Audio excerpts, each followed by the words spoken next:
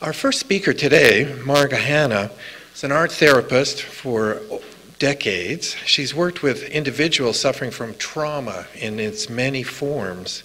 She has taught with the Adler Institute, and as a child, she was a displaced person with her family in the end of the Second World War, and that was many, many years ago. So I consider Marga to be a friend and also a bionic woman. She has a new knee. She's got a nearly new knee. And she's got 2 new lenses like myself. Marga.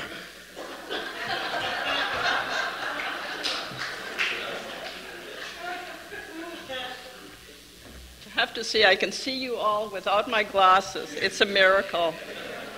And my new knee is still to happen, so I can jump tall buildings in a single bound.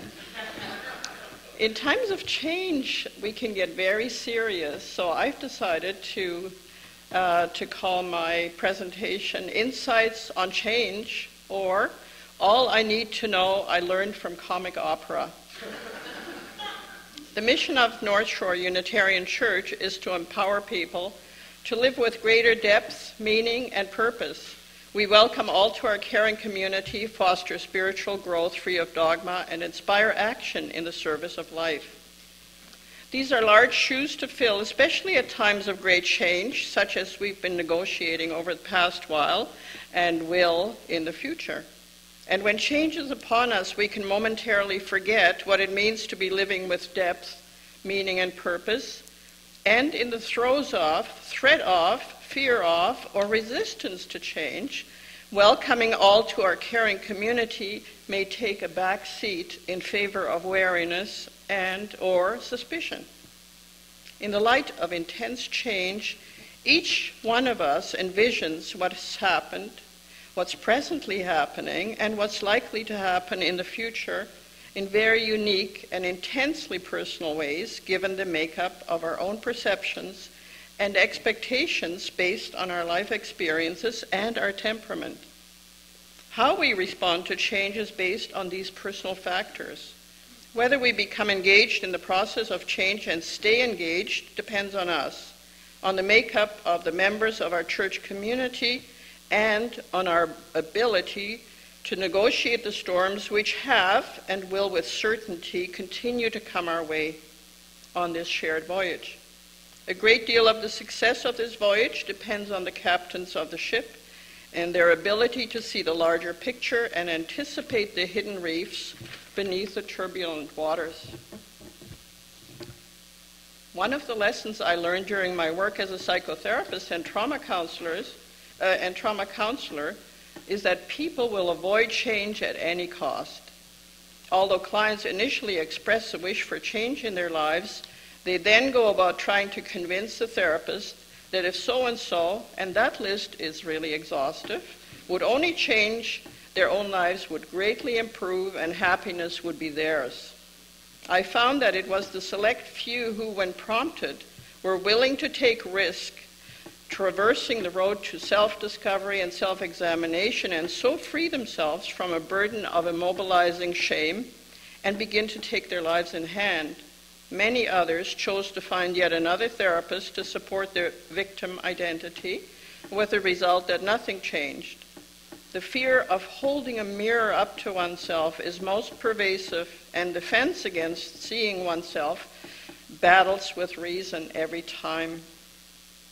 Every day I was driving to work, I passed a large mural painted on the side of a building. Never doubt that a small group, I'm sure most of you know this, never doubt that a small group of thoughtful, committed citizens can change the world. Indeed, it's the only thing that ever has. It inspired my work. The small positive changes I saw happening as a result of my clients' work with me became magnified by the knowledge that it takes many to facilitate a person's embracing change. What Margaret Mead no doubt meant to emphasize is that it is not just a small group of citizens, but rather a small group of thoughtful, committed citizens who can change the world. Thoughtfulness and commitment are the personal qualities to be nurtured. so that we act rather than react, practice patience rather than impatience on the road to positive and meaningful change. It's so much easier to quit in a huff because we're not getting what we want, rant and rail because we're mad at someone, sabotage change because we feel slighted. I recently had the great pleasure of enjoying an exceptional production of one of my favorite operas, The Marriage of Figaro. The performance was so enjoyable, I wondered at the attraction it held for me, aside from Mozart's delightful music, blending perfectly with the plot line. I couldn't help identifying the change process with what I was witnessing on stage, delivered with such humor, grace, and clarity, and enhanced by the music which so complemented the action in this comic opera. I felt I was seeing the production from a new and exciting perspective, that of an enactment of real life happening to a group of people, all of whom were trying to cope with change in their own way. I came away delighted. Luck would have it that I later happened on an article in the productions program which focused on the specific aspects of the significance of this opera and why a happy ending adds to the bliss experienced by the viewer at the conclusion. In the history of comedy, writes the author, The Marriage of Figaro owes its special place to its extraordinarily perfect balance of humor and wisdom. Its philosophy, when embraced, can bring to lowly mortals a nearly divine joy. The director of the opera writes, in this opera, it's the drama rather than the music that demands to be experienced in the theater. It's often said that this plot is the most complicated of all opera, which is to be relished rather than feared. Its complexity is its raison d'etre. Life is complicated, and The Marriage of Figaro reflects that. Indeed, the more convoluted the situation the characters find themselves in, the more we enjoy it. The author continues, among Figaro's chief lessons, which we would well learn from during times of change, are: Lesson 1, people are weak, but that's also why we're lovable. We go to tragedy to experience pity and fear as we witness how the mighty have fallen. But when we go to comedy, watching a bunch of idiots screw up their lives makes us extremely happy. We may admire the mighty martyrs of tragedy, but we love the delightful, deluded dopes of comedy. Why is it so easy to connect to them? Because they're just as flawed as we are. And the golden rule of comedy offers consolation. We know that no matter how ridiculous these people are, how foolish their choices, a happy ending awaits them. Lesson 2, there's a lot going on. Pay attention. The Marriage of Figaro rewards those who keep their eyes and ears open and think on their feet. For example, Figaro scores big at the end because he catches every ball that comes his way, while Figaro's antagonist, Count Almaviva, loses points because he's just not that quick on the uptake. Lucky for him, everyone around him understands that, despite all his bluster, he's harmless. So it's easy for them to love and forgive him.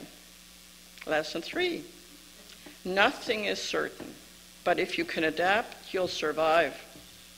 Characters in comic opera usually announce their desires, goals, and plans early on. But nothing ever goes according to plan.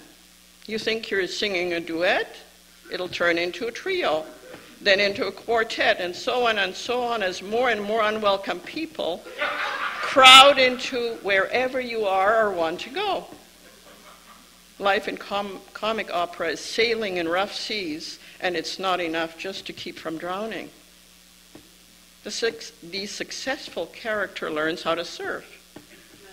A case in point is the delightful character Cherubino, a page of the Count's. He seizes every possible opportunity and gives everything the old college try, and at least gets an E for effort. Lesson 4, love shows us ourselves. When a mirror isn't available, you need a lover or a good friend to see yourself and learn who you are. All personal growth in this opera is accomplished through the mechanism of love and the complex engagement of one character with the other, which brings about transformation. For example, Figaro is only Figaro because his bride Susanna forces him to stay on top of his game. And without Figaro's jealousy and mistrust, Susanna would never sing her love duet in Act 4, entitled A Fake, a Cheat, and a Ruse. But simultaneously, the sincerest love music in the opera and her one opportunity to figure out who she really is. Lesson 5. Forgiveness makes the world a great, good place. The character Dr. Bartolo was the villain of this opera's prequel, The Barber of Seville. When he first enters the stage in this opera, The Marriage of Figaro, he still hasn't forgiven Figaro and the Count for getting the better of him. Now, I can't sing this, but it's called Forgiveness is for Coward, he sings. Forgiveness is for coward. But he learns better. The Marriage of Figaro is an unusually sunny piece, and we're well to remember that for us. It has conspicuously few moments of darkness, and its crucial final moment of forgiveness makes this opera's extreme happiness possible. Moreover, Mozart's music for that scene lifts us out of the plot. None of the twists and turns matter anymore. What matters is that love triumphs. Lesson 6 and final lesson. God, this is not a good word for us, or let's call it the Creator, or maybe we ourselves, must experience creation as a magnificent ensemble comedy. None of the characters in The Marriage of Figaro really understands everything that's happening on this exhausting, baffling, wonderful day. But we in the audience do. The brilliance of the plot, the luscious lines of verse, and Mozart's effortlessly perfect music combined to create a work of art describing the complexities of change as experienced by a small social group, which is delightful to experience and engenders a sense of bliss which can only be described as divine. Art has always been the mode for reflecting on life and teaches us about life in a gentle, humorous, and enjoyable way without the need of a 2x4 to shake us into awareness. As the writer says in Lesson 2 of the opera, there's a lot going on. Pay attention. A happy ending may be ours, if we do. Thank you.